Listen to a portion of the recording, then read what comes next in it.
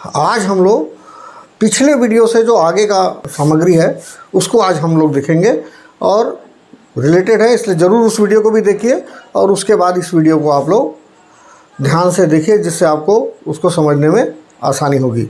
इसके बाद हम आ जाते हैं सरल कोण के रूप में। सरल कोण माप से ही पता लग रहा है कि एक सरल रेखा के रूप में जो कोण होगा, ये सरल रेखा, और इसके बीच में कोई भी एक बिंदु हम ले लेंगे तो वो जो बिंदु है वो 180 अंश के कोण को प्रदर्शित करेगा। यदि आप चंदा मामा में देखेंगे तो एक तरफ आपको शून्य नज़र आएगा और एक तरफ आपको 180 नज़र में आएगा, ऐसा है ना, ये दिखेगा। इसलिए इस कोण को जब नापते हैं, जहाँ पर से हमको मेन नापना है उसको देखेंगे तो आपको दोनों ही दिशाओं में ये दोनों किरणें एक दूसरे के विपरीत दिशा में जाती हुई दिखेगी। बिल्कुल इस बिंदु से एक दिशा ये हो गई और एक दिशा बिल्कुल विपरीत दिशा में जाती हुई, इसलिए विपरीत किरणों से मिलकर बना हुआ कोण जो है वो सरल कोण कहलाता है। ये विपरीत किरणें हो गई। अगर हम देखते हैं तो ये ऐसा होता, एक किरण पूरब की तरफ जा रही है तो एक किरण बिल्कुल पश्चिम की तरफ जा रही है, या एक किरण हम बोल सकते हैं उत्तर की तरफ जा रही है तो एक किरण आगे दक्षिण की तरफ जा रही है, बिल्कुल विपरीत। तो ये विपरीत किरणों से मिलकर जब बनता है तो वो सरल कोण कहलाता है। इसलिए एक सीधी रेखा जो है वो हमेशा सरल कोण को प्रदर्शित करती है। बिल्कुल आसान चित्र हो जाता है बनाना, इन लोगों की तुलना में आसान चित्र होता है बनाना वो, है ना, कि आप एक सीधी रेखा खींचिए, एक बिंदु करिए और उसको इस तरीके से बता के यहाँ पर 180 अंश लिख दीजिए तो ये आपका सरल कोण हो जाता है। हम लोग अगर इसके अनुसार देखें तो ये बिल्कुल सीधा आपको नज़र में ये इस तरीके से आएगा, बिल्कुल कि ये विपरीत किरणें हैं, ये एक दूसरे के बिल्कुल विपरीत हो गई। ये वाली एक साइड में और ये वाली एक मेरे दाहिने हाथ तरफ, एक बिल्कुल बाएं हाथ तरफ जाती हुई दिखेगी। अगर जाती हुई दिख रही है तो ये बिल्कुल सरल कोण का चिन्ह है। मतलब जहाँ पर ये मुड़ रहा है, ये मुड़ता हुआ दिख रहा है, ये चिन्ह, ये जगह जो है वो 180 अंश के कोण को प्रदर्शित करेगी। थोड़ा बहुत अगल बगल भी होने से कोई दिक्कत नहीं होता है। किरण छोटी बड़ी हो सकती है, रेखाखंड हम खींचते हैं वो छोटा बड़ा होता है। तो इस तरीके से आप सरल कोण को बता सकते हैं। मतलब हम यहाँ लिख सकते हैं जिस कोण की माप 180 अंश होगी, है ना, वो सरल कोण कहलाएगा। इसको बोलते भी ऐसी हैं कि कोण की माप 180 अंश हो तो वो सरल कोण कहलाता है, या फिर विपरीत किरणों से, बिल्कुल विपरीत किरणों से बना हुआ कोण भी सरल कोण कहलाता है। तो ये सरल कोण हो गया, ये समकोण हो गया, है ना। अब हमारा अगला कोण हो जाता है अधिक कोण। मतलब जिस कोण की माप 90 अंश से अधिक और 180 अंश से कम होती है वो कहलाता है अधिक कोण। मतलब ये 90 अंश का कोण है ना। जैसा बताया था कि भुजाएं जब एक दूसरे से और दूर होते जाएंगी तो ये बड़ा कोण बनता जाएगा। अभी ये 90 अंश का कोण है, अब इसको हम और झुकाते जाएंगे, विपरीत दिशा में और जाता जाएगा तो ये कोण जो है वो बन रहा है वो अब अधिक कोण है। मतलब ये कोण यहाँ से लेकर आपको अब जितना भी ये दूर जाएगा सब अधिक कोण के रूप में आएगा। मतलब ये चाहे 100 अंश का बने, चाहे ये 120 अंश का कोण दिखे, चाहे ये 140 अंश का कोण दिखे, चाहे 150, चाहे 160, चाहे वो 180 अंश का कोण बन जाए। तो 180 अंश से कम मतलब 179 अंश का कोण जो है वो भी अधिक कोण है, और 91 अंश का कोण जो है वो भी 91-95 अंश का कोण जो है वो भी क्या होगा, अधिक कोण होगा। 90 अंश से, मतलब इस 90 अंश से वो अधिक होगा और इस 180 अंश से वो कम होगा। मतलब इन दोनों के बीच में जो कोण बनेगा वो निश्चित रूप से आपको अधिक कोण के रूप में प्रदर्शित होगा। मतलब 91 अंश से लेकर 179 अंश के बीच तक का जितने भी कोण मिलेंगे वो सब आपको अधिक कोण के रूप में होंगे। मतलब वो 90 अंश से अधिक होंगे और 180 अंश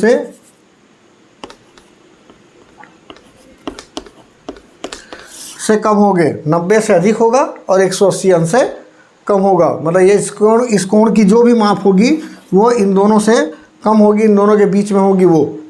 तो ये हो जाता है अधिक कोण। इसके बाद अगले कोण पर आ जाते हैं हम लोग, वो है हमारा संपूर्ण कोण। बस एक और कोण है उसको देख लेते हैं, उसके बाद आगे बढ़ेंगे, है ना। एक कोण और देख लेते हैं हम लोग, प्रतिवर्ती कोण। ये बोल रहा है कि वो 180 अंश से अधिक होगा और 360 अंश से कम होगा। तो चूंकि ये जो है वो 180 अंश का कोण है और इसके और फैलता जाएगा। मतलब हम जब बोलते हैं कि कोण दूर होता जाता है, दूर होते होते 180 अंश आता है, इस 180 अंश से वो और फैलेगा। मतलब ये कोण इस तरीके से अगर मापेंगे हम इसको तो ये कोण जो है आपको प्रतिवर्ती कोण दिखेगा। ये 180 अंश से अधिक है, मतलब ये 180 अंश से अधिक होता जाएगा, और ये ऐसा करके 360 अंश से कम होता हो जाएगा। तो ये जितना भी कोण यहाँ से यहाँ तक का आएगा, ये पूरे कोण आपको नज़र में आएंगे। जितना फैलता जा रहा है ये इस तरीके से, वो सारे प्रतिवर्ती कोण के रूप में नज़र में आएंगे आपको। तो ये हम बोल सकते हैं 180 अंश से अधिक, मतलब 180 अंश से अधिक होगा, और 360 अंश से कम होगा ये। मतलब ये वाला जितने भी यहाँ पर जो भी कोण होगा, चाहे वो 190 हो, चाहे वो 350 अंश का हो, वो सारे कोण आपको प्रतिवर्ती कोण के रूप में नज़र में आएंगे, सारे कोण। ये इस तरीके से आपको इसको मापना पड़ता है कि ये 180 अंश का कोण बन जाता है यहाँ पर, यहाँ तक में, और यहाँ से ये आगे बढ़ता है पूरा। तो ये 180 है ना। इसके बाद आगे जितना भी बढ़ेगा वो नाप होगा। तो चूँकि नापना हमको ऐसे पड़ता है, हमारा चांदा जो है चूँकि वो 180 अंश का होता है, तो एक पूरा ये चांदा हो गया 180 अंश का। अब ये यहाँ से इसको आप नाप लीजिए, या अगर वो इस तरफ में है तो आप इसको ऐसा भी नापेंगे पूरा, और उसके बाद आपको मालूम चलेगा कि वो 280 है कि 290 है कि 300 है कि 320 अंश का है कि 340 अंश का है। वो सारे कोण आपको प्रतिवर्ती कोण के रूप में आपको नज़र में आएंगे।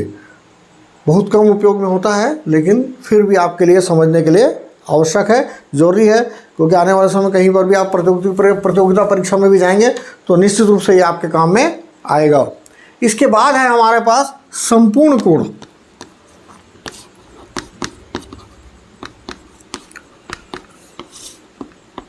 संपूर्ण कोण, संपूर्ण कोण और शून्य अंश का कोण बहुत ज़्यादा चित्र में अंतर नज़र नहीं आता है, दोनों है ना, ये दोनों वैसे ही दिखते हैं बिल्कुल।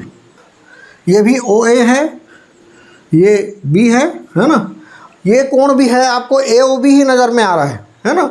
लेकिन ये कोण ऐसा है कि ये पूरा के पूरा घूम के एक चक्कर मार कर ये वापस आ गया है इसी भुजा पर, क्योंकि इससे समझने में ज़्यादा आसानी होगी आपको कि ये स्थिति है शून्य कोण की, ये स्थिति हो जाती है शून्य कोण की, है ना।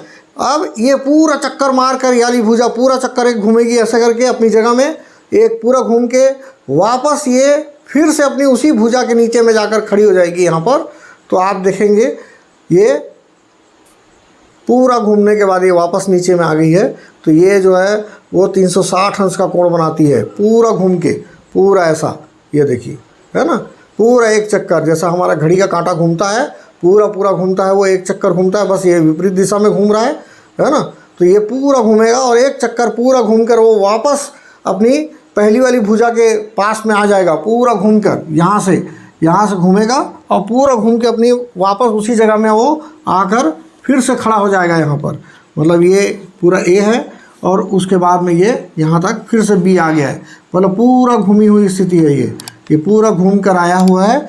तो ये संपूर्ण कहलाता है, संपूर्ण कोण कहलाता है। तो इस कोण की माप कितनी होती है? पूरी 360 अंश। इस कोण की माप होती है 360 अंश। मतलब जो कोण 360 अंश का होगा वो कोण संपूर्ण कोण कहलाएगा। सारे कोण उसी के अंदर में अब शामिल हो जाएंगे, सारे कोण। तो जिस कोण की माप 360 अंश की होगी वो संपूर्ण कोण कहलाएगा। तो उम्मीद है आपको समझ में आया होगा। कोशिश किया था आपके लिए ये एक प्रकार से टीलेम बनाने का, टीलेम बना के आपको बताने का कि किस तरीके से कोण फैलते हैं। क्योंकि हम जब बच्चों को बताते हैं कि भुजाएं जैसे जैसे दूर होती जाती है वो कोण की माप बढ़ते जाती है, तो आप जब चित्र में बताते हैं उसको ऐसे करके कि ये और फैलेगा, ये और फैलेगा, ये ऐसे फैल रहा है, ये और फैल रहा है, ये बच्चों को समझ में नहीं आता फैल कहाँ रहा है क्योंकि। लेकिन इसके आधार पर आप बड़े आसानी से बता सकते हैं। कुछ नहीं है, ये मच्छर अगरबत्ती है, ये वाल ट्यूब है, इस वाल ट्यूब के आधार पर ये बना हुआ है, वाल ट्यूब से जुड़ा हुआ है। और ये आप उसको बड़े आसानी से आप दिखा सकते हैं कैसे वो एक भुजा जो है वो दूसरी भुजा से दूर होते जा रही है, तो कोण कैसा बढ़ता जा रहा है। ये 10 अंश है, ये बढ़ता बढ़ता बढ़ता ये 90 अंश आ गया, ये बढ़ते बढ़ते 120 अंश आ गया, 140, ये ऐसे करके 180 अंश आ गया, और बढ़ते बढ़ते जाएगा तो ये पूरा अंतिम में 360 अंश तक के आप इसको दिखा सकते हैं इस तरीके से। तो बहुत अच्छा टीएलएम है बच्चों को बताने के लिए और समझ में आने के लिए, है ना। तो उम्मीद है आपको मेरा ये वीडियो ज़रूर पसंद आया होगा। कोशिश किया था कि ज्यामितीय आकृतियों को थोड़ा तरीके से बता सकूँगा, क्योंकि इसके बाद मैं आऊँगा और दूसरी चीज़ों पर। तो कोण को बताना बहुत ज़रूरी था। इसके बाद हम लोग कोण के निर्माण के ऊपर में आएंगे, कोण को बनाते कैसे हैं, है ना। कुछ तो चांदे से बनाएंगे और कुछ कोणों को हम लोग प्रकार की सहायता से बनाने की कोशिश करेंगे कि कैसे सिर्फ प्रकार से आप कोण को बना सकते हैं। सारे कोण प्रकार से नहीं बनते हैं, लेकिन बहुत सारे कोण बन जाते हैं, उनको भी हम लोग प्रकार से बनाने की कोशिश करेंगे। तो ये यदि आपको मेरा ये वीडियो पसंद आया है, कोशिश है TLM की, उस कोशिश आपको अगर अच्छी लगी हो तो ज़रूर से ज़रूर मेरे वीडियो को लाइक करिए, कमेंट करिए, सब्सक्राइब करिए। यदि कोई और सलाह यदि आप देना चाहते हैं तो ज़रूर दीजिए, जिससे मैं उसको अपने वीडियो में शामिल कर सकूं और वीडियो का स्तर को और ऊंचा उठा सकूं। धन्यवाद।